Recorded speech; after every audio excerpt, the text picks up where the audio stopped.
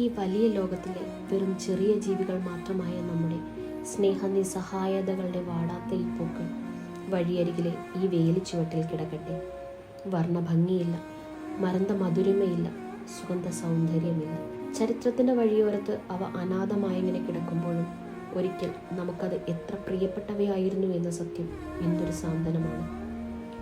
ഇതിലുമേറെ ഭാവങ്ങളോടെ തൻ്റെ നഷ്ടപ്രണയത്തെ വർണ്ണിക്കുവാൻ സാധിക്കുമെന്ന് തോന്നുന്നില്ല. തൻ്റെ ജീവിതത്തിൽ ഏറെ സ്വാധീനം ചെലുത്തിയ സ്ത്രീയെപ്പറ്റി എഴുത്തുകാരനും ലളിതാംബിക അന്തർജനത്തിൻ്റെ മകനുമായ എൻ മോഹനൻ എഴുതിയ നോവലാണ് ഒരിക്കൽ.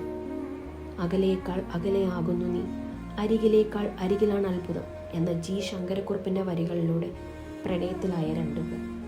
തൻ്റെ ജീവിതത്തിൽ ഏറ്റവും സ്വാധീനം ചെലുത്തിയ ആ പെൺകുട്ടി ജാതിയുടെയും പണത്തിൻ്റെയും ജന്മബന്ധങ്ങളുടെയും മുന്നിലെ ഗതികെട്ട വിധേയത്വത്തിൻ്റെ അതിർവരമ്പുകളിൽപ്പെട്ട് അദ്ദേഹത്തെ ഉപേക്ഷിച്ചു പോവുകയും വർഷങ്ങൾക്ക് ശേഷം മറ്റൊരാളുടെ ഭാര്യയായ ആ പെൺകുട്ടിയെ ആശുപത്രി കിടക്കയിൽ രോഗാവസ്ഥയിൽ കണ്ടുമുട്ടുന്നു.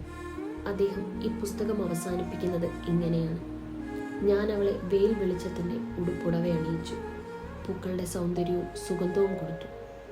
ആകാശ നീലിമയിലൂടെയും വനാന്തരംഗത്തിലെ ഹരിതദള മർമ്മരങ്ങളിലൂടെയും അവളുമായി സംവദിച്ചു.